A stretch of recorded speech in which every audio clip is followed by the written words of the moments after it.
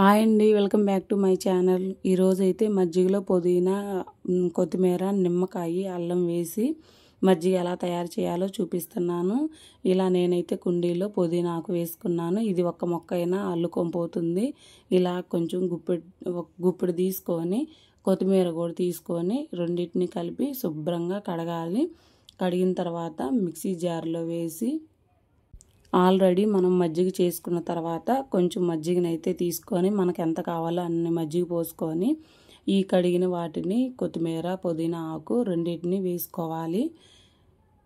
ఇదైతే సమ్మర్ కదండి, వేడి చేయకుండా చాలా మంచిది. దీంట్లో నిమ్మరసం, అల్లం కూడా వేస్తాను. తర్వాత కొంచెం ఉప్పునైతే వేయాలి. ఉప్పు వేసిన తర్వాత కొంచెం అల్లం ముక్కలు వేస్తున్నాను.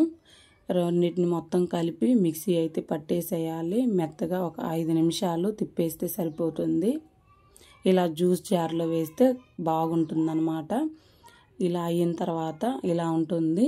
ఇవైతే వడబోస్తున్నాను. వడబోసిన తర్వాత మొత్తం పిట్టునైతే తీసేసేయాలి.